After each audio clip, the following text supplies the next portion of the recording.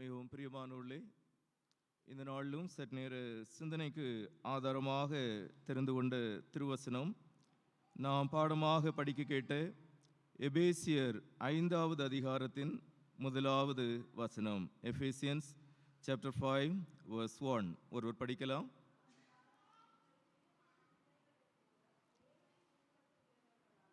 இருந்தவாறே தலைவணங்கி நாம் ஜெபிப்போம். மாட்சிமிக்க நல்ல ஆண்டவரே, இக்கர்த்தருடைய நாளினிலும் உமது தூய திரு சமூகத்திலே உமது பிள்ளைகளாக இவனமாக நாங்கள் கடந்து வரவும், நன்றி பெருக்கோடு உம்மை ஆராதித்து உம்முடைய திருநாமத்தை நாங்கள் மகிமைப்படுத்தவும் ஆண்டவர் உதவி செய்திருக்கின்றீர். நாங்கள் உமக்கு நன்றி செலுத்துகின்றோம். ஆண்டவரே, இந்த நாளிலும் உமது திருவார்த்தைகளை நாங்கள் சிந்திக்கின்ற போது உமது வேதத்தின் மகத்துவங்களை நாங்கள் கண்டுகொள்ளும்படியாக ஆண்டவர் எங்களுடைய அகக்கண்களை திறந்து எங்களோடு பேசுகின்ற, எங்களோடு இடைபடுகின்ற அனுபவங்களை காண ஆண்டவர் கிருபை செய்ய வேண்டும் என்று ஜெபிக்கின்றோம். இந்த நாளுக்குரிய சிந்தனைகளை எல்லாம் நீர் தொடர்ந்து எங்களுக்கு ஆசீர்வதித்து தாரும். மீட்பர் இயேசுவின் நாமத்தில் வேண்டுகின்றோம் பிதாவே, ஆமென். கிறிஸ்துவுக்குள் பிரியமானவர்களே, இந்த ஞாயிறு ஆராதனையினை நாம் ஹோமிஷன் சண்டேவாகவும் சேல் ஆஃப் ஒர்க் சண்டேவாகவும் அனுசரிக்கின்றோம். ஆண்டவர் இயேசுவின் திருநாமத்தினாலே உங்களுக்கு இவ்வாராதனைகளின் நல்வாழ்த்துக்களை தெரிவித்துக் கொள்கின்றேன். அதோடு இந்த சிறப்புக்குரிய நாளிலே பாவதான் திருச்சபையாருமாக இணைந்து ஆண்டவரை ஆராதிப்பதற்குரிய கிருபைகளை ஆண்டவர் இந்த நாளிலே நம்முடைய வாழ்விற்கு தந்திருக்கின்றார் என்பதை எண்ணி நாம் ஆண்டவரை துதிக்கின்றோம். இந்த நாளுக்குரிய திருமறை பகுதியாகிய எபேசியர் 5வது அதிகாரத்தின் 1வது வசனத்தை நாம் படிக்கின்ற போது, ஆதலால் நீங்கள் பிரியமான பிள்ளைகளைப் போல தேவனை பின்பற்றுகிறவர்களாகி என்று குறிப்பிடுகின்றதை நாம் காண்கின்றோம். இந்த நாளுக்குரிய அருளுரையானதும் கடந்த வாரத்திலே நாம் கேட்ட பிரசங்கத்தினுடைய தொடர்ச்சியாகவே அமைகிறது. இமிட்டேட்டர்ஸ் ஆஃப் காட், கடவுளை பிரதிபலித்தல் அல்லது பின்பற்றி வாழ்தல் அல்லது தேவனை போல் ஆகுதல் என்பதை இந்த நாளிலே நாம் சிந்திக்க இருக்கின்றோம். கடந்த வாரத்திலே நாம் சிந்தித்தோம், எவனமாக நாம் ஆண்டவரை பின்பற்ற வேண்டும் என்று சொல்லுகின்ற போது புதிய மனுஷனை தரித்து கொண்டவர்களாக நாம் ஆண்டவரை பின்பற்ற வேண்டும். பரிசுத்த ஆவியானவரை துக்கப்படுத்தாமல் நாம் ஆண்டவரை பின்பற்ற வேண்டும். அதாவது பிசாசுக்கு இடம் கொடாமல் இருக்க வேண்டும். இன்னும் அன்பினாலே நாம் ஆண்டவரை பின்பற்ற வேண்டும் என்பவைகளை குறித்து நாம் சிந்தித்தோம். அதை தொடர்ந்து இந்த நாளிலும் நாம் சிந்திக்க இருக்கின்றோம். இங்கே 1வது வசனத்திலே எபேசியர் 5:1 ஆதலால் நீங்கள் பிரியமான பிள்ளைகளைப் போல தேவனை பின்பற்றுகிறவர்களாகி, ஆண்டவரை நாம் இமிட்டேட் பண்ணுவதற்கு அல்லது தேவனை போல ஆக வேண்டும் என்று சொல்லுகின்ற போது எப்படி நாம் தேவனை போல ஆக முடியும்? We are finite, God is infinite ஆக இருக்கிறாங்க. அப்போ ஒரு ஃபைனைட் பீயிங் இன்ஃபைனைட் ஆக முடியுமா அப்படின்னு சொல்லக்கூடிய அளவுக்கு நாம் கடவுளையாக ஆக முடியாது. மாறாக கடவுளுக்குள் இருக்கக்கூடிய அநேக தன்மைகளை நம்முடைய வாழ்க்கையில் பிரதிபலிக்கிறவர்களாக மாற முடியும் என்பவைகளை குறித்து தொடர்ந்து இந்த நாளிலே நாம் சிந்திக்க இருக்கின்றோம். இங்கே எபேசியர் நிருபம் திருச்சபையின் நிருபம் என்று அழைக்கப்படுகிறது. Christ is the head of the church and we are his body or his members என்று சொல்லுகின்ற நிலைமையிலே திருச்சபையை பவுல் அப்போஸ்தலன் விளக்குகின்றார். மேலும் கடந்த வாரத்திலே நாம் சிந்தித்ததை போல கடவுளினுடைய ஆழ் மனதிற்குள் இந்த பூ உலகம் அல்லது இந்த முழு கிரியேஷன் படைப்புமே உண்டாவதற்கு முன்பதாக அவருடைய மனதினில் மறைந்திருந்த ஒரு இரகசியம் ஒன்று உண்டு என்று சொன்னால் அது திருச்சபை. அந்த திருச்சபையிலே உங்களையும் என்னையும் நம் அனைவரையும் ஆண்டவர் அங்கங்களாக ஏற்படுத்தி வைத்திருக்கின்றார் என்று சொல்லுகின்ற போது அது எத்தனை உயர்வானது, எத்தனை போற்றுதலுக்குரிய ஒன்றாக இருக்கிறது என்பதை இங்கே பவுல் அப்போஸ்தலன் வலியுறுத்துகின்றதை நாம் காண்கின்றோம். முதல் 3 அதிகாரங்களிலே கிறிஸ்துவுக்குள்ளதாக நாம் எவ்வளமாக ஆசீர்வதிக்கப்பட்டிருக்கின்றோம். சகல ஆசீர்வாதங்களினாலும் ஆண்டவர் நம்மை ஆசீர்வதித்திருக்கின்றார். ஒரு ஆசீர்வாதம் கூட நமக்கு குறைகிறதுக்கு இடம் கொடுக்கல. ஃபுல்லி எஸ் blessed என்று சொல்லுகின்ற நிலைமையிலே ஆண்டவர் நம்மை ஆசீர்வதித்திருக்கிறார் என்று சொல்லியும் 4, 5, 6 அதிகாரங்களிலே பவுல் அப்போஸ்தலன் இந்த ஆசீர்வாதத்திற்கு உரியவர்களாக நாம் இருக்கின்ற போது நம்முடைய வாழ்வு என்பது எப்படிப்பட்டதாக இருக்க வேண்டும் என்று சொல்லி பிராக்டிக்கல் கிறிஸ்டியானிட்டியை குறித்து பவுல் அப்போஸ்தலன் பேசுகின்றார். அநேக நேரங்களிலே இன்றைக்கு நாம் ஆண்டவருடைய அருள் வார்த்தைகளை கேட்கின்றோம், பிரசங்கங்களை கேட்கின்றோம். ஆனால் நம்முடைய யதார்த்தமான வாழ்வோடு ஆண்டவருடைய வார்த்தையை உரசி பார்க்கின்ற அனுபவமும் இருக்கின்றதா என்பது கேள்விகள் நிறைந்ததாக இருக்கின்றதை நாம் காண்கின்றோம். ஆனால் பவுல் அப்போஸ்தலன் எழுதுகின்ற இந்த இறை வார்த்தைகள் அவரது காலத்தினில் வாழ்ந்த எபேசு திருச்சபைக்கு மாத்திரம் உரிய சூழலில் எழுதப்பட்ட வார்த்தைகள் அல்ல, இன்று நாம் வாழுகின்ற சூழலிலும் நமக்கும் பொருத்தமான நல் வார்த்தைகளாகவே இருக்கின்றதை நாம் காண்கின்றோம். காலத்தால் அழிந்து போனது, காலத்தால் மாறிவிட்டது என்று சொல்லுவதற்கு அநேக காரியங்கள் இருக்கின்றது. ஆனால் கர்த்தருடைய வார்த்தைகள் ஒரு நாளும் காலத்தால் மாறிவிடுவதில்லை. அதனுடைய வல்லமையையும் வலிமையையும் அது இழந்து விடுவதில்லை. மாறாக அது பூரணமான ஆற்றல் உடையதாக இருக்கின்றது. அவனமாக ஆண்டவரை நாம் பின்பற்றுவதற்காக அழைக்கப்படுகின்ற போது, டு இமிட்டேட் காட் என்று சொல்லுகின்ற போது, இந்த அதிகாரத்திலே எபேசியர் 5வது அதிகாரத்திலே பவுல் வலியுறுத்துகின்ற காரியங்களிலே சில காரியங்களை உங்களுக்கு முன்பதாக வைக்க விரும்புகிறேன். முதலாவதாக இங்கே 2வது வசனத்திலே நாம் படிக்கின்ற போது, கிறிஸ்து நமக்காக தம்மை தேவனுக்கு சுகந்த வாசனையான காணிக்கையாகவும் பலியாகவும் ஒப்பு கொடுத்து நம்மில் அன்பு கூர்ந்தது போல நீங்களும் அன்பிலே நடந்து கொள்ளுங்கள் என்று கூறுகின்றார். Imitating God needs to walk in love என்பதை பவுல் அப்போஸ்தலன் இங்கே வலியுறுத்துகின்றதை நாம் பார்க்கின்றோம். எப்பொழுது நாம் தேவனை பின்பற்றுகிறவர்களாக இருக்க முடியும் என்று சொல்லுகின்ற போது, அன்பிலே நடந்து கொள்ளுகின்ற போது நாம் தேவனை பின்பற்றுகின்றவர்களாக அல்லது we imitate God என்று கூற முடியும். அன்பிலே நடந்து கொள்ளுதல் அவசியமானதாக இங்கே பவுல் அப்போஸ்தலன் காணுகின்றார். அன்பு என்று சொன்ன உடனே எல்லாருக்கும் அது ஏற்புடையதாக இருக்கின்றது. சின்ன பிள்ளைங்களுக்கும் அன்பு அவசியமானதாக இருக்கின்றது. தாயினுடைய அரவணைப்பு அல்லது தந்தையினுடைய அரவணைப்பு அவசியமானதாக இருக்கின்றது. இளைஞ வாலிப பிராயத்தில் இருப்பவர்களுக்கும் அன்பு அவசியமானதாக இருக்கின்றது. முதுமையிலே தள்ளாடுகின்றவர்களுக்கும் அன்பு என்று சொல்லுவது அவசியமானதாக இருக்கின்றது. ஆக சிறு குழந்தை முதல் வாழ்வினில் முதிர்ந்த நபர் வரைக்கும் ஒவ்வொருவருக்கும் அன்பு என்று சொல்லுவது அவசியமானதாக இருக்கின்றதை நாம் காண்கின்றோம். இந்த அன்பிற்கு இலக்கணங்கள் இன்று சமூகம் பல நிலைமைகளிலே மனிதர்களுக்கு கற்பிக்கின்றது. ஆனால் அவைகளில் நின்று மாறுபாடான சிறப்பான அன்பினை குறித்து திருமறை நமக்கு கற்றுத்தருகின்றது. அது 2வது வசனத்திலே, கிறிஸ்து நமக்காக தம்மை தேவனுக்கு சுகந்த வாசனையான காணிக்கையாகவும் பலியாகவும் ஒப்பு கொடுத்து நம்மில் அன்பு கூர்ந்தது போல நீங்களும் அன்பிலே நடந்து கொள்ளுங்கள்.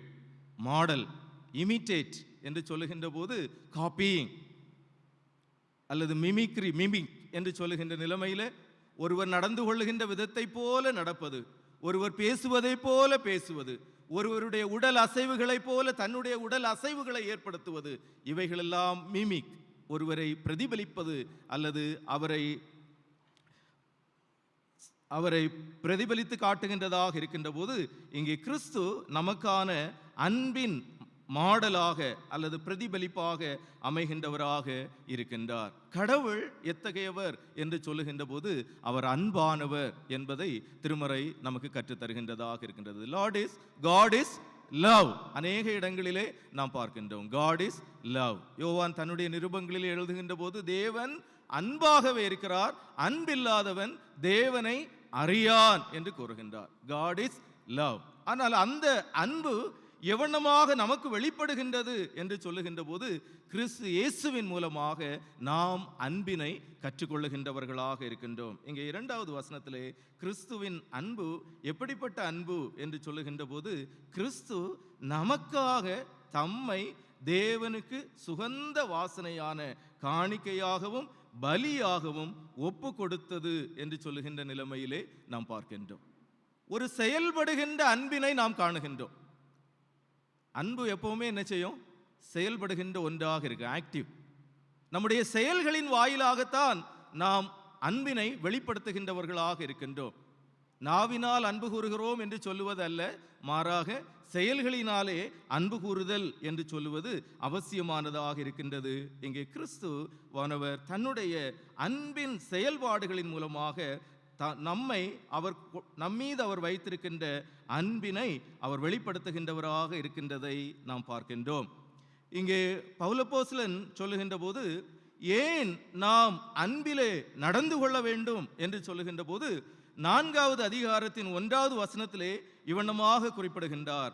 ஆதலால் கர்த்தர் நிமித்தம் கட்டுண்டவனாகி நான் உங்களுக்கு சொல்லுகிற புத்தி என்னவெனில், நீங்கள் அழைக்கப்பட்ட அழைப்புக்கு பாத்திரவான்களாய் நடந்து என்று கூறுகின்றார். You walk worthy of your calling. நாம் ஒவ்வொருவரும் ஒரு சிறப்பான அழைப்பினை பெற்றவர்களாக இருக்கின்றோம். அந்த அழைப்பிற்கு பாத்திரவான்களாக நடந்து கொள்வதற்கும் நாம் கடமைப்பட்டவர்களாக இருக்கின்றோம். ஆண்டவர் இஸ்ரவேல் ஜனங்களை பூலகத்தில் உள்ள எல்லா ஜனங்களிலிருந்தும் தன்னுடைய சொந்த ஜனமாக அழைத்தார். ஏன் அழைத்தார்னு சொல்லும்போது உங்களுடைய நல்ல செயல்கள்னால அழைத்தான்னு சொல்லலை, மாறாக he called you out of his own love. அவருடைய அன்பினாலே அவர் உங்களை அழைத்தவராக இருக்கின்றார். அவருடைய அழைப்பினிலே அவருடைய அன்பு வெளிப்படுகின்றதாக இருக்கின்றது.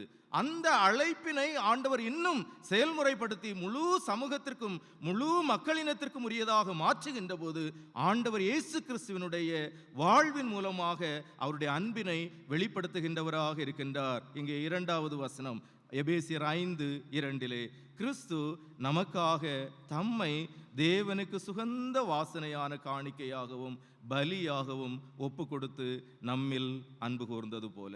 தேவனுக்கு சுகந்த வாசனையான காணிக்கையாகவும் பலியாகவும், that which is offered in the altar of God. கடவுளுடைய பலிபீடத்திலே படைக்கப்பட்ட ஒன்றின் மூலமாக ஆண்டவர் தன்னுடைய அன்பினை வெளிப்படுத்துகின்றவராக இருக்கின்றதை நாம் பார்க்கின்றோம். நம்ம கையில் இருக்கிறது வரைக்கும் தான் நமக்கு அது. பலிபீடத்தில் கொண்டு வச்ச பிறகு நமக்கு அதுக்கு மேலே உரிமை இல்லை. left to God என்று சொல்லுகின்ற நிலைமையில் ஆண்டவர் தன்னை முழுவதுமாக இறை சித்தத்திற்கு கொடுக்கின்றவராக அங்கே செயல்படுகின்ற ஒரு அனுபவத்தை நாம் காண்கின்றோம். ஆக இந்த செயல்பாட்டினாலே எபேசியர் 1வது அதிகாரத்தின் 7வது வசனத்திலே நாம் படிக்கின்ற போது ஆண்டவர் இயேசுவினுடைய இந்த அன்பு கூறுதலினாலே நமக்கு கிடைத்திருக்கிறது என்ன என்று சொல்லுகின்ற போது 7வது வசனம் எபேசியன்ஸ் 1:7 அவருடைய கிருபையின் ஐஸ்வர்யத்தின்படியே அவருடைய இரத்தத்தினாலே பாவ மன்னிப்பாகிய மீட்பு இவருக்குள் நமக்கு உண்டாயிருக்கிறது. In him we have salvation. ஆக எபேசியர் நிருபத்தை படிக்கின்றோம், எபேசியர் நிருபத்திலிருந்து இறைவார்த்தைகளை நாம் கேட்கின்றோம் என்று சொல்லுகின்ற போது யாருக்கு சொல்லப்படுகின்றது? ரட்சிக்கப்பட்ட ஒரு விசுவாசி கடவுளுக்கு பிரியமானவனாக நடப்பதற்கு, ரட்சிக்கப்பட்ட ஒரு விசுவாசி கடவுளுக்கு பிரியமானவளாக நடப்பதற்கான வழிமுறைகளை ஆண்டவருடைய திருவார்த்தை நமக்கு தருகின்றதாக இருக்கின்றது. ஆக அன்பிலே நடந்து கொள்வதற்கு நாம் அழைக்கப்படுகின்றவர்களாக இருக்கின்றோம். கடவுளுக்கு அது பிரியமான பலியாக வாசனையாக இருக்கின்றதை நாம் காண முடியும். மேலும் ஆதியாகமம் 6வது அதிகாரத்தினுடைய தொடர்ச்சியாக நாம் படிக்கின்ற போது அங்கே நோவா ஆண்டவருக்காக பலி செலுத்துகின்ற போது ஆண்டவர் அவனுடைய பலியை முகர்ந்தார்னு சொல்லி நாம் பார்க்கின்றோம். The sweet aroma of the sacrifice the Lord smelled or felt என்று சொல்லுகின்ற நிலைமையில் அங்கே ஒரு பெரிய அழிவின் பாதையிலே சென்ற நோவாவையும் அவனுடைய குடும்பத்தையும் அதை தொடர்ந்து வருகின்ற சமூகத்தையும் ஒரு பெரிய அடையாளத்தை கொடுத்து God made a covenantal relationship with his own people that I will not destroy thy people through water என்று சொல்லுகின்ற நிலைமையிலே, வெள்ளத்தினாலே தனது மக்களை அவர் அழிப்பதில்லை என்று சொல்லுகின்ற ஒரு நிலைமையிலே ஒரு உடன்படிக்கையை ஆண்டவர் ஏற்படுத்தி கொடுக்கின்றார். ஆக இங்கே ஆண்டவர் இயேசுவின் மூலமாக நமக்கு ஏற்படுத்தி தரப்படுகின்ற ஒரு பாவ மன்னிப்பு நிறைந்த வாழ்வு என்று சொல்லுவது நம்மை அன்பிலே நடந்து கொள்வதற்கு அழைக்கின்றதாக இருக்கின்றதை நாம் பார்க்கின்றோம். அதைத்தான் ஆண்டவர் இயேசு இந்த நாளிலும் நம்முடைய வாழ்வினிலே எதிர்பார்க்கின்றவராக இருக்கின்றார். ஆக இங்கே எபேசியர் 4வது அதிகாரத்தின் 32வது வசனத்திலும் நாம் படிக்கின்ற போது இந்த அன்பினை எவனமாக நாம் எக்ஸசைஸ் செய்ய முடியும் என்று சொல்லுகின்ற போது எபேசியர் 4:32 ஒருவர் படிக்கலாம்.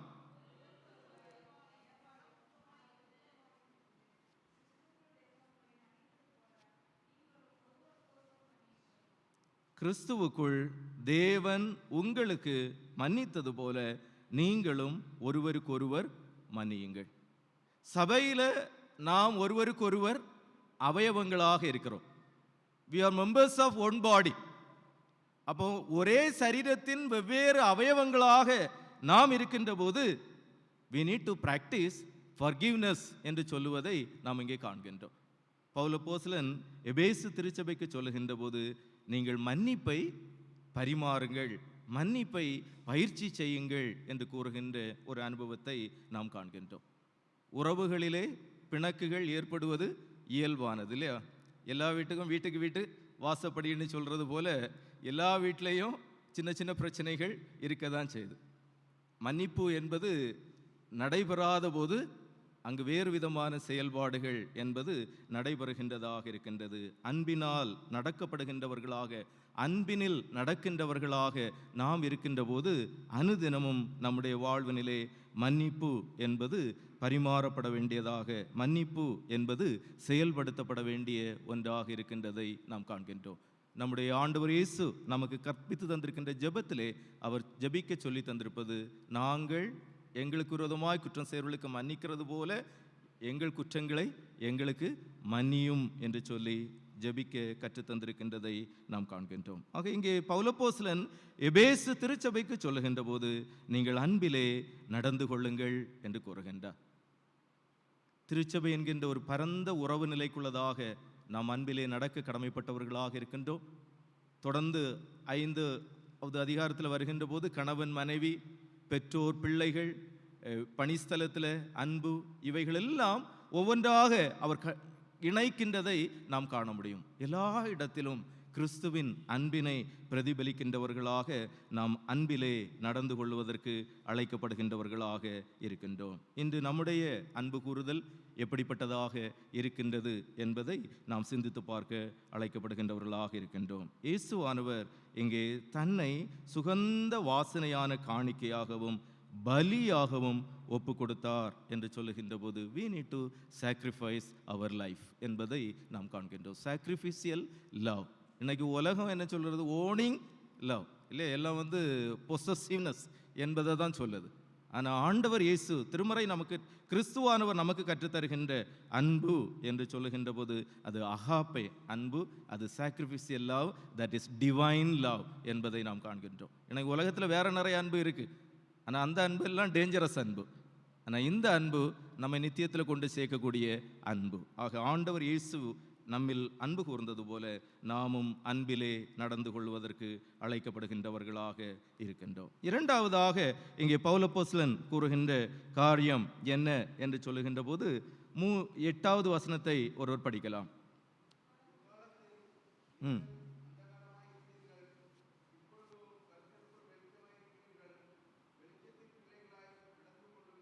சரி, இரண்டாவதாக நாம் தேவனை பின்பற்றுகின்றவர்களாக அல்லது இமிட்டேட்டர்ஸ் ஆஃப் காட் என்று சொல்லுகின்ற போது we need to walk in the light. வெளிச்சத்திலே நடக்கின்றவர்களாக நாம் இருக்க வேண்டும். இந்த உலகத்தில் நம்ம பார்க்கும்போது ஒன்றுக்கொன்று முரணானவைகளாக அநேக காரியங்கள் இருக்கின்றது. அதில் வெளிச்சம், இருள். இங்கே பவுல் இந்த வெளிச்சம் என்பதை இருளோடும் அதன் எதிர்த்தன்மைகளோடும் ஒன்றுக்கொன்று முரணானவைகளாக இருக்கின்றவைகளை எடுத்து கூறுகின்றதை நாம் பார்க்கின்றோம். 8வது வசனத்தில், முற்காலத்தில் நீங்களும் அந்தகாரமாய் இருந்தீர்கள், இப்பொழுதோ கர்த்தருக்குள் வெளிச்சமாய் இருக்கிறீர்கள், வெளிச்சத்தின் பிள்ளைகளாய் நடந்து கொள்ளுங்கள் என்று கூறுகின்றார். In the past you were darkness, but now you are enlightened and you walk in the light. தன்னுடைய முதலாவது ஜெபத்திலே அவர் ஜெபிக்கின்ற போது ஆண்டவர் உங்களுக்கு பிரகாசமுள்ள மனக்கண்களை தந்தருள வேண்டும் என்று ஜெபிக்கின்றார்.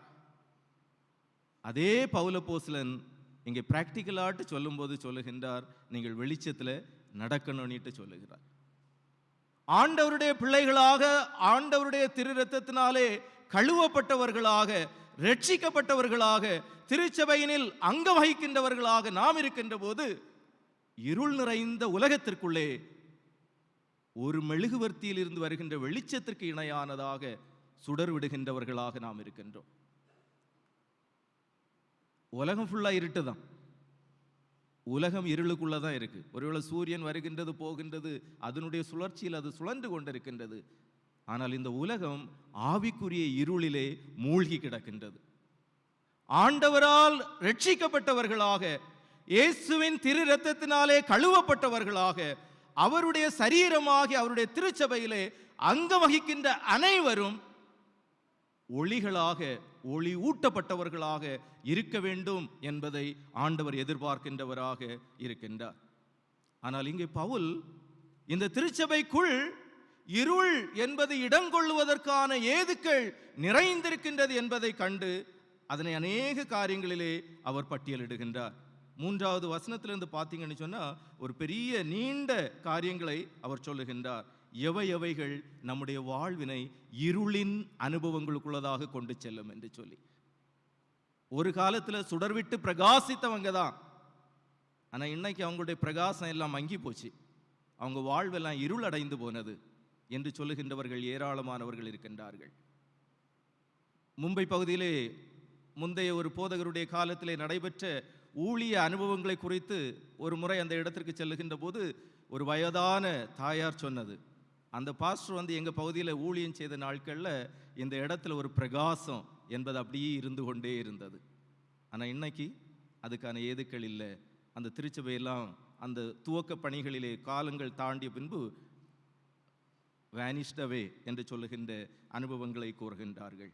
இங்கே பவுல் கூறுகின்ற போது 3வது வசனத்திலே எபேசியர் 5:3 மேலும் பரிசுத்தவான்களுக்கு ஏற்றபடி வேசித்தனமும் மற்றெந்த அசுத்தமும் பொருளாசையும் ஆகிய இவைகளின் பெயர் முதலாய் உங்களுக்குள்ளே சொல்லவும் படக்கூடாது. Even should not that be heard of these things என்று சொல்லுகின்ற நிலைமையினில் பவுல் கூறுகின்றார் என்று சொன்னால், திருச்சபையை குறித்த ஒரு உயர்வான மதிப்பீடு என்பது இருக்கின்றது. கடவுளை பிரதிபலிக்கின்ற இடம், கடவுளை பிரதிபலிக்கின்ற நபர்களாக நாம் இருக்கின்றோம் என்று சொல்லுகின்ற ஒரு உள்ளுணர்வு என்பது எப்பொழுதும் நமது வாழ்விற்கு அவசியமானதாக இருக்கின்றது. ஒரு விசுவாசியை இருள் நிறைந்த அனுபவத்திற்கு நேராக எது கொண்டு செல்லும் என்று சொல்லி பட்டியலிடுகின்ற போது முதன்மைப்படுத்தப்படுகின்ற ஒன்று வேசித்தனம் என்பதை இங்கே பவுலப்போஸ்தலன் கூறுகின்றதை நாம் பார்க்கின்றோம். Fornication or adultery that defiles a person's light or diminishes his enlightenment. ஆண்டவர் இந்த வேசித்தனத்திற்கு விலகி ஓடுங்கள் என்று கூறுகின்றார். மனிதனை ஆண்டவர் இந்த உலகத்தில் ஏற்படுத்தின உடனேயே அவர் முதல்ல செய்யக்கூடிய ஒரே காரியம் என்னதுதான், ஆதாமையும் ஏவாளையும் இணைச்சு வைக்கிறார். ஏன் இணைச்சு வச்சாரு? ஒவ்வொரு திருமண ஆராதனையிலையும் கேட்கிறோம், மனிதன் வேசித்தனத்துக்கு விலகி இருக்கணும். வேசித்தனம் பண்ணுனா we are damaging the image of God.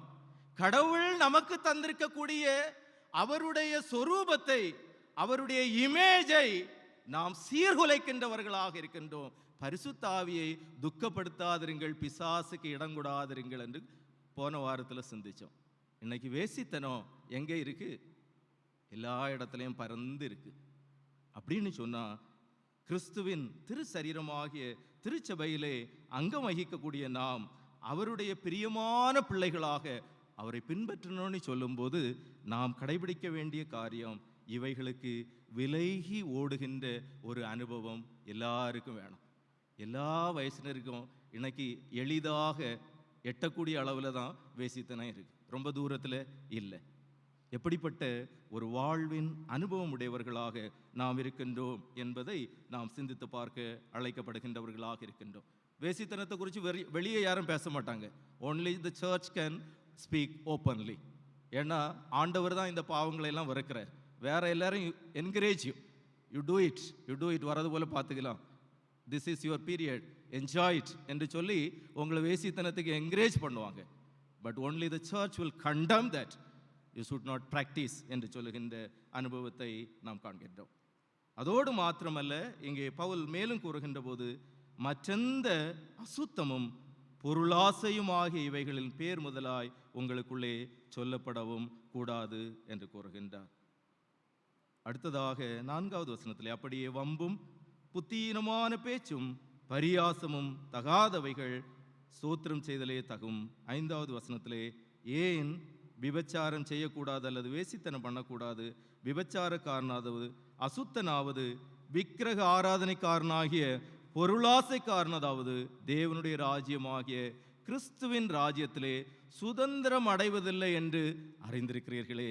Already you knew that.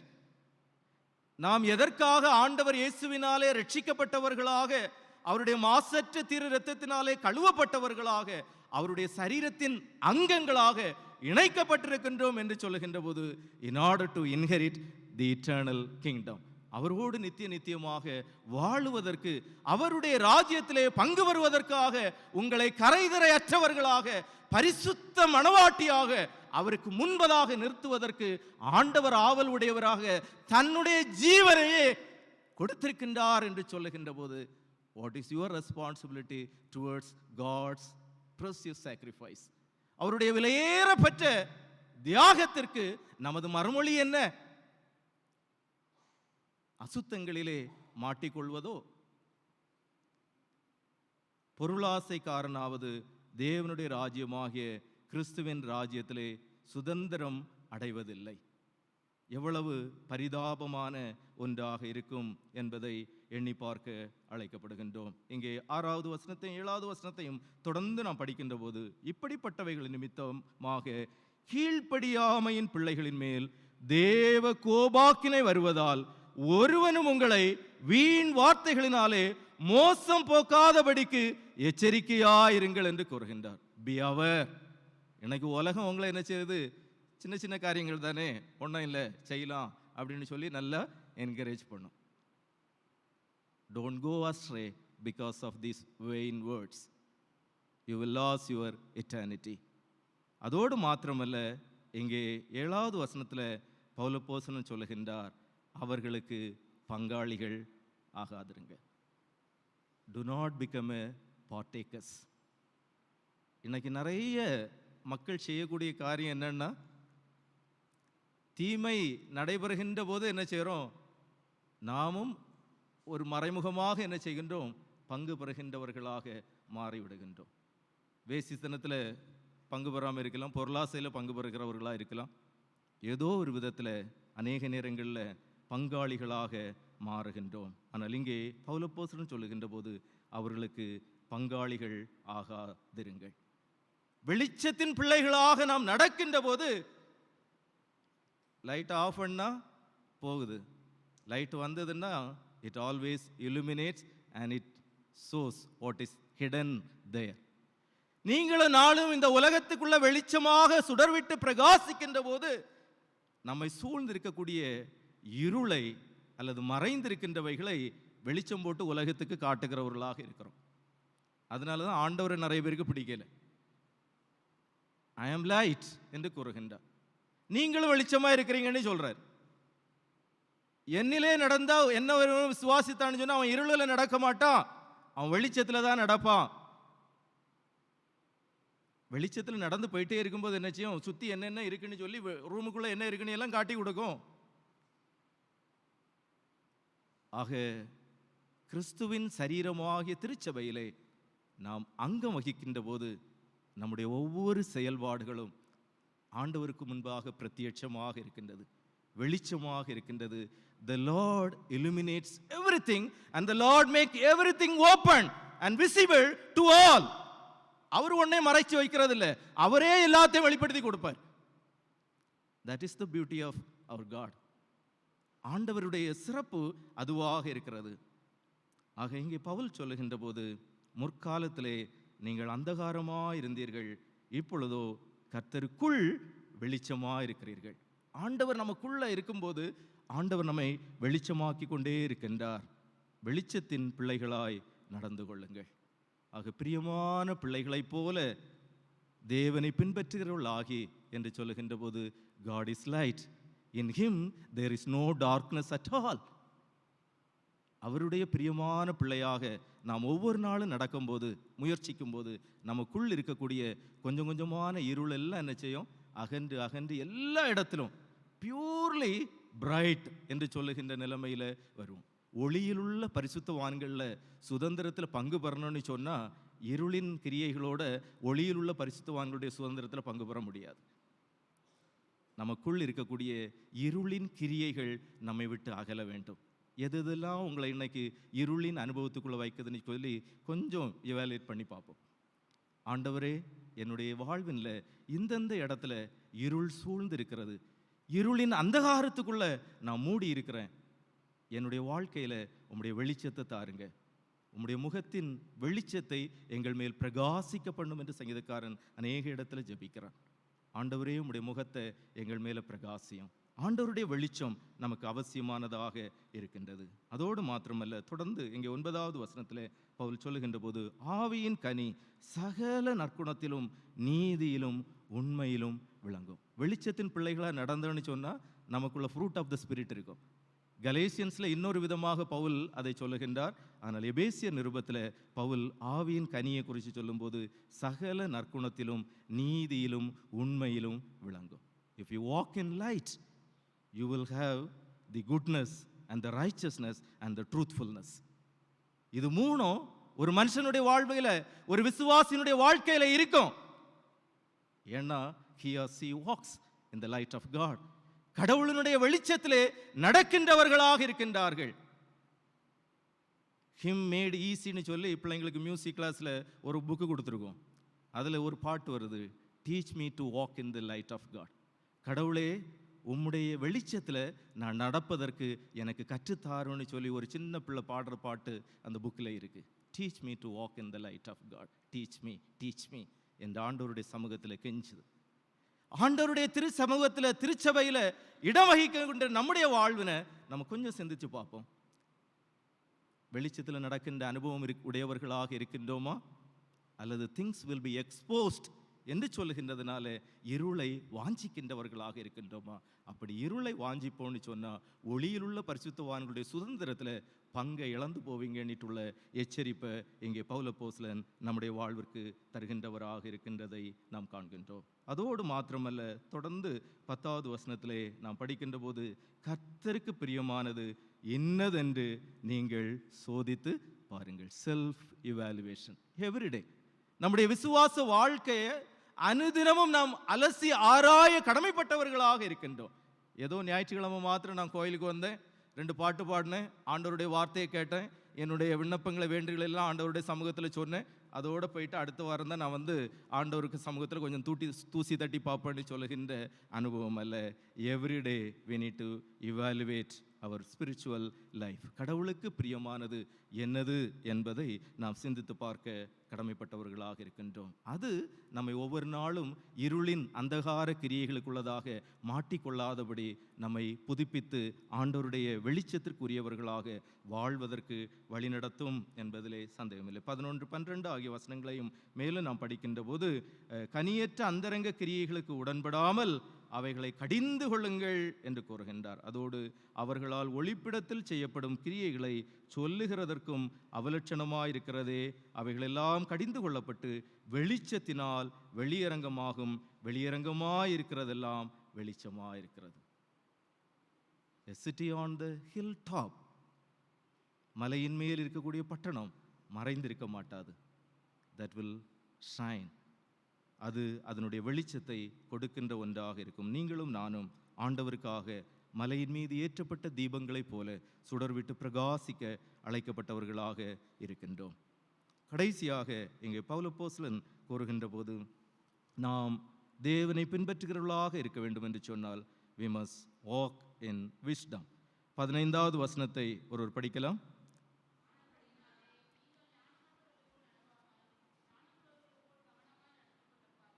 ம் 16வது வசனமும் ஆனபடியினாலே நீங்கள் ஞானமற்றவர்களைப் போல நடவாமல் ஞானம் உள்ளவர்களைப் போல கவனமாய் நடந்து கொள்ள பார்த்து நாட்கள் பொல்லாத வழிகள் ஆனவைகளால் காலத்தை பிரயோஜனப்படுத்திக் கொள்ளுங்கள். You walk by wisdom, walk with wisdom. ஞானத்தோடு நடக்கணும். எந்த ஒரு காரியத்துக்கும் ஞானம் ரொம்ப முக்கியமானதாட்டு இருக்கு. இந்த ஞானம் ஆண்டவரிடத்துல தான் இருக்கு.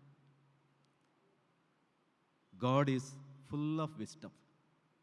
தீமோத்தேயுவுக்கு எழுதிய நிருபத்தில் பவுல் அப்போஸ்தலன் சொல்லுகின்ற போது நம்முடைய ஆண்டவர் எப்படிப்பட்டவர்னு சொல்லும்போது 1 தீமோத்தேயு 17வது வசனத்தை ஒருவர் படிக்கலாம். 1 Timothy chapter 1 verse 17.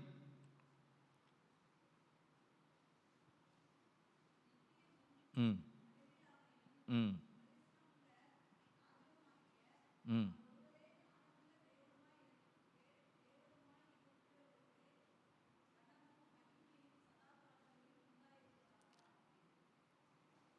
இந்த என்டையர் கிரியேஷன் ஒரே ஒரு ஆளு தான் ஞானமுள்ளவர்னு பைபிள் சொல்லுது. தாம் ஒருவரே ஞானமுள்ள தேவனாய் இருக்கிறவர். only God is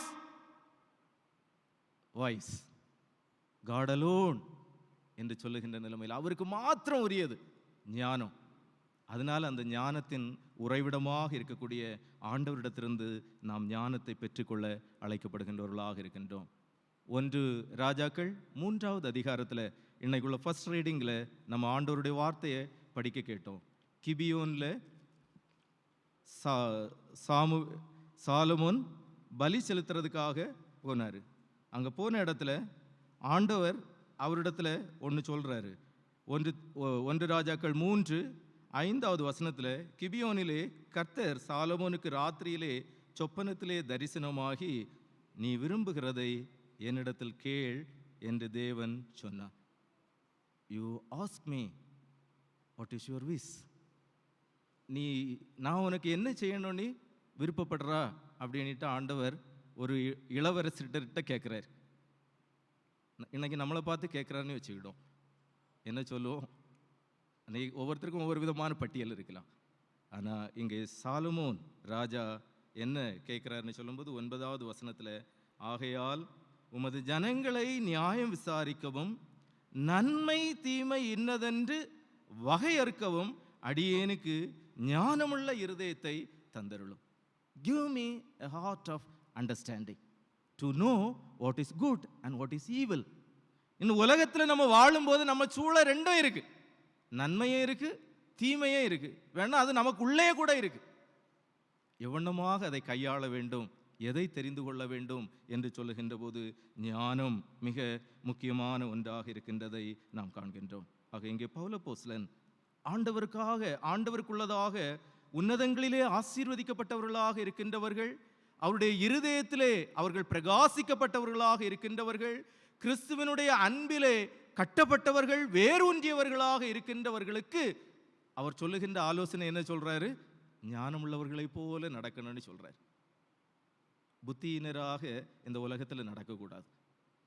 எல்லாத்திலையும் ஆண்டவர் தன்னுடைய ஞானத்தை வைத்திருக்கிறார். அவர் அனந்த ஞான சொரூபமானவராக இருக்கின்றார்.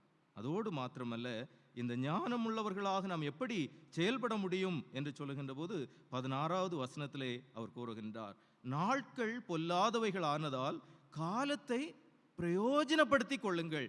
How you utilize the time, that shows you are wise or a fool. நீங்கள் ஒரு ஞானமுள்ளவரா இல்லது அஞ்ஞானியா என்பதை எவ்வண்ணமாக நாம் காலத்தை பிரயோஜனப்படுத்துகின்றோமோ அதன்படி நாம் செயல்படுகின்றவர்களாக இருக்கின்றோம். எப்படி எலக்ட்ரிசிட்டி போகுது அதே போல் கரண்டை போல் எல்லாருக்கும் என்ன செய்கிறது? டைம் காலையில் 24 hours அப்படி ஓடிட்டே இருக்கு. இன்னைக்குள்ள 24 hours நான் ஒரு பவர் பேங்கில் போட்டு வச்சுக்கிட்டு நாளைக்கு அடுத்த இன்னும் ஒரு மாதம் கழிஞ்சு நான் அந்த டைமை யூஸ் பண்ணிக்கிட்டோன்னுட்டு சொல்ல முடியாது. அவுடேட்டடாக போயிடும். அப்போ காலம் என்பது அதன் பாட்டுக்கு அது சுழன்று கொண்டே இருக்கின்றது. இந்த சுழற்சியின் ஓட்டத்தில் நமக்கானவைகளை நாம் எவனமாக அதை பிரயோஜனப்படுத்துகின்றோம் என்று சொல்லுவது மிக முக்கியமானதாக இருக்கின்றது. இங்கே பவுல் சொல்லுகின்ற போது நாட்கள் எப்படிப்பட்டது? பிளசண்டான நாட்கள் இல்லை, த டேஸ் ஆர் ஈவில் என்று கூறுகின்றார். எங்கு பார்த்தாலும் பொல்லாதான காரியங்கள் நிகழ்ந்தேறி கொண்டிருக்கக்கூடிய ஒரு உலகம். இயற்கையில் பாருங்க, பொல்லாத காரியங்கள் நடைபெறுகின்றது. மனிதனுடைய கிரியைகளை பாருங்க, சமூகத்தில் பொல்லாதான காரியங்கள் நடைபெறுகின்றது. What will be our tomorrow அப்படின்ட்டு உள்ளது. இன்னைக்கு இருக்கக்கூடிய உலகத்தில் பல எச்சரிக்கைகள் நிறைந்த ஒரு சமூகத்தின் நடுவில் நம்ம வாழ்ந்து கொண்டிருக்கின்ற போது காலத்தை நாம் எவ்வண்ணமாக பிரயோஜனப்படுத்துகின்றோம். இந்த பர்டிகுலர் பீரியடில் ஆண்டவர் உங்களையும் என்னையும் இந்த இடத்துல வச்சிருக்காருன்னு சொன்னால், there is something God need to accomplish through you and me என்று சொல்லுகின்ற அந்த ஒரு உள்ளுணர்வு நம் ஒவ்வொருவருக்கும் அவசியமானதாக இருக்கின்றது. ஏனோக்கு கர்த்தரோடு நடந்தான். அவன் காணப்படாமல் போனால் கர்த்தர் அவனை எடுத்துக்கொண்டார். அவனை சூழ இருந்தவங்க எல்லாம் நல்லவங்களா இருந்தாங்கன்னுட்டு திரும்ப சொல்லலை. But only one person redeemed his time and he lived with God for ever and ever என்று சொல்லுகின்ற ஒரு அனுபவத்தை திருமறையை நமக்கு கற்றுத்தருகின்றது. இன்று நம்முடைய வாழ்வினில் ஆண்டவர் நமக்கு தருகின்ற காலத்தை எவனமாக நாம் பிரயோஜனப்படுத்துகின்றோம்? whether you are rich, you are poor, always you have 24 hours in your hand. எல்லாருக்கும் பாரபட்சம் இல்லாமல் ஆண்டவர் 24 மணி நேரத்தை தர்றார். அந்த 24 மணி நேரத்தை நீங்கள் கோடீஸ்வரர் ஆகிறதுக்கும் பயன்படுத்தலாம், ஒன்றும் இல்லாமல் ஆகிறதுக்கும் பயன்படுத்தலாம். கர்த்தர் எல்லாவற்றுக்கும் சமநிலை பிரமாணமாக காலத்தை தருகின்றார். Are we ready to redeem that time? அந்த நேரத்தை நாம் மீட்டு கொள்வதற்கு ஆவல் உடையவர்களாக, ஆற்றல் உடையவர்களாக இருக்கின்றோமா என்பதை சிந்தித்து பார்க்க அழைக்கப்படுகின்றோம். அவனமாக ஞானமுள்ளவர்களாக நாம் நடப்போம் என்று சொன்னால் 17வது வசனத்தில் பவுல் அப்போஸ்தலன் சொல்லுகின்றார், ஆகையால் நீங்கள் மதியற்றவர்களாயிராமல் கர்த்தருடைய சித்தம் இன்னதென்று உணர்ந்து கொள்ளுங்கள், துன்மார்க்கத்துக்கு ஏதுவான மதுபான வெறி கொள்ளாமல் ஆவியினால் நிறைந்து, filled with the spirit of God. இன்னைக்கு வேற விதமான ஸ்பிரிட் அநேகருக்குள்ள குடிகொள்ளுது இல்லையா? தமிழகத்தில் டாஸ்மார்க், அதனால கள்ளக்குறிச்சியில் சில கிராமங்களே காணையில், மழையினால் வயநாட்டில் சில கிராமங்களை காணையில், இங்கே மதுபானத்தினால சில கிராமங்களை காணையில் அப்படின்னு சொல்லுகின்ற அளவிற்கு மது வகைகள், மதுபான வெறி கொள்ளுதல் என்பது அழிவின் பாதைக்கு கொண்டு செல்லும். ஆவியினால் நிறைந்து சங்கீதங்களினாலும் கீர்த்தனைகளினாலும் ஞானப்பாட்டினாலும் ஒருவருக்கு ஒரு புத்தி சொல்லி கொண்டு உங்கள் இருதயத்திலே கர்த்தரை பாடி கீர்த்தனம் பண்ணி நம்முடைய கர்த்தராகிய இயேசு கிறிஸ்துவின் நாமத்தினாலே எப்பொழுதும் எல்லாவற்றிற்காகவும் பிதாவாகிய தேவனை ஸ்தோத்தரித்து, always praising God, always filled with the presence of God என்று சொல்லுகின்ற ஒரு அனுபவம் யாருக்கு கிடைக்கும்னு சொன்னால், those who are filled with the wisdom of God. உலக ஞானம் இல்லை, அது பேய்த்தனத்திற்கு அடுத்தது, அது ஜென்ம சுபாவத்திற்கு அடுத்த ஞானமாக வெளிப்படும். But pure wisdom that comes from God, that always rejoices our spirit, நம்முடைய ஆத்துமத்தை எப்பொழுதும் சந்தோஷப்படுத்துகின்ற ஒரு மகிழ்ச்சி நிறைந்த அனுபவமாக ஆண்டவர் தருகின்ற ஞானம் இருக்கின்றது. இன்று நம்முடைய ஞானம் எப்படிப்பட்டதாக இருக்கின்றது என்பதையும் நாம் சிந்தித்து பார்ப்போம். ஆக கிறிஸ்துவுக்குள் பிரியமானவர்களே, பிரியமான பிள்ளைகளைப் போல தேவனை பின்பற்றுவர்களாக நாம் நடக்க வேண்டும் என்று சொன்னால் அன்பிலே நடந்து கொள்வதற்கு நாம் கடமைப்பட்டவர்களாக இருக்கின்றோம். வெளிச்சத்திலே நடந்து கொள்வதற்கு நாம் கடமைப்பட்டவர்களாக இருக்கின்றோம். ஞானமாய் நடந்து கொள்ள கடமைப்பட்டவர்களாக இருக்கின்றோம். அத்தகைய கிருபைகளின் நன்மைகளை ஆண்டவர் நம்ம ஒவ்வொருவருக்கும் தந்து நம்மை மென்மேலும் ஆசீர்வதித்து வழி நடத்துவாராக. ஆமென்.